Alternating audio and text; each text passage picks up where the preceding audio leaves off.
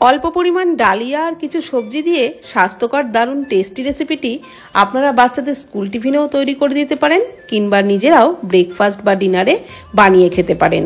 নিরামিষ দিনগুলোতেও ট্রাই করতে পারেন, খেতে কিন্তু দারুণ লাগে। তো এই রেসিপির জন্য শুকনো কড়াইয়ের মধ্যে নিয়ে নিচ্ছি 1 কাপ ডালিয়া।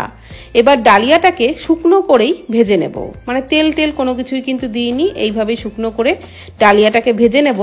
আর ভাজা হয়ে গেছে কি করে বুঝবেন? ভাজতে ভাজতে ডালিয়ার কালারটা একটু চেঞ্জ হয়ে যাবে, মানে একটু সাদা হয়ে যাবে আর একটা সুন্দর আটা ভাজার মতো গন্ধ বেরোবে। তো ততক্ষণ পর্যন্ত ভেজে নিতে হবে। তো সেরকমভাবেই ডালিয়াটাকে ভেজে নিয়েছি। এখন ডালিয়া নামিয়ে নেব। ডালিয়া নামিয়ে 2-3 বার জল পাল্টে কিন্তু ডালিয়াটাকে ভালো করে ধুয়ে নেব। আমি 2 বার জল পাল্টে ডালিয়াটাকে ধুয়ে নিয়েছি।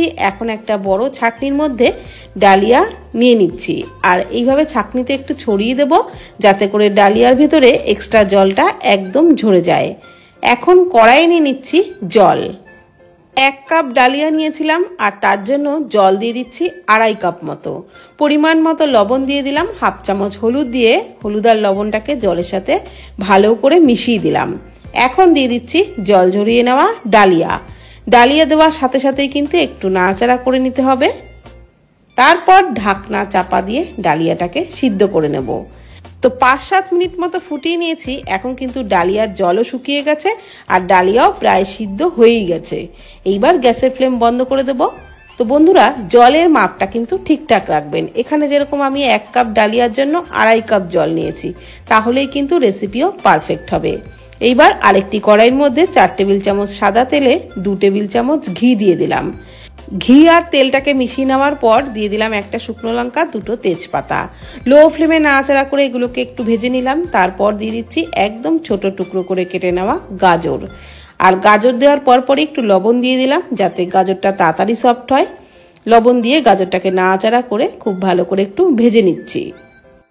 তারপর দিয়ে দিচ্ছি 10-12টা মতো কাজু। আর কাজু দিয়েও নাড়াচাড়া করে কাজুটাকেও একটু গাজরের সাথে ভেজে নেব। এবার ওর মধ্যে দিয়ে দিচ্ছি ক্যাপসিকাম কুচি, একদম ছোট টুকরো করেই কেটে নিয়েছিলাম। আর কাঁচা লঙ্কা কুচিটাও দিয়ে দিলাম, যেমন ঝাল খাবেন সেই বুঝে দিয়ে দেবেন। আমি এখানে 3টে কাঁচা লঙ্কা কুচি দিয়েছি। আর এগুলোকে নাড়াচাড়া করে আবারও একটু ভেজে নিচ্ছি। আর আমি যেসব সবজি দিয়েছি তা বাদ দিয়ে কিন্তু আপনারা আপনাদের পছন্দ মতো অন্যান্য সবজিও এর মধ্যে ব্যবহার করতে পারেন।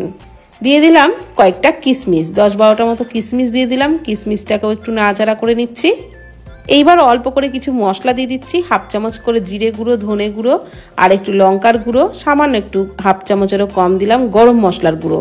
সমস্ত মশলা দিয়ে নাড়াচাড়া করে সমস্ত সবজির সাথে একটু ভাজা ভাজা করে নিচ্ছি। বন্ধুরা, আপনাদের সাথে ডালিয়ার পোলাও, খিচুড়ি এগুলো তো শেয়ার করেছি, তবে আজকে কিন্তু শেয়ার করছি ডালিয়ার নামকিন। এই রেসিপিটা অবশ্যই একবার ট্রাই করবেন, এটাও খেতে কিন্তু দারুণ লাগবে।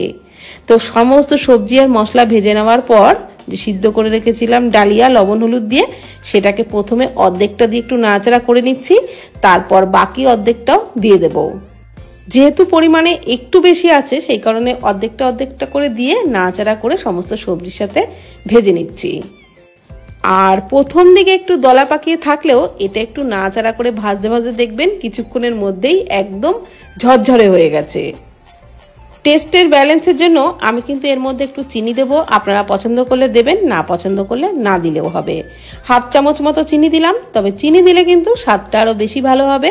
তো চিনিটা দিয়েও নাড়াচাড়া করে সমস্ত কিছু ভালোভাবে মিশিয়ে নিচ্ছি। আর তারপর দিয়ে দেবো কয়েকটা ভাজা চিনেবাদাম। আপনারা চাইলে এর মধ্যে কাজু বাদামও ব্যবহার করতেই পারেন। তো চিনেবাদাম দিয়েও নাড়াচাড়া করে ডালিয়ার সাথে একটু মিশিয়ে নিচ্ছি। আর বন্ধুরা, এই ভিডিওর যখন শর্ট ভিডিও শেয়ার করেছিলাম তখন কয়েকজন বলেছিলেন যে একাদশীতে ডালিয়া খাওয়া যায় না। তো একাদশীতে যদি আটার রুটি খাওয়া যায়, আটা তো গম থেকেই তৈরি হয়, আর ডালিয়াও কিন্তু গমেরই ভাঙা টুকরো, তাহলে ডালিয়া খেতে দোষ কোথায়? যদি কেউ জেনে থাকেন কমেন্ট বক্সে অবশ্যই জানাবেন, হয়তো আমার ভুল ধারণা হতেও পারে। তো আজকের ভিডিওটি কেমন লাগলো প্লিজ কমেন্ট করে জানাবেন। ভালো থাকবেন, সুস্থ থাকবেন, ধন্যবাদ।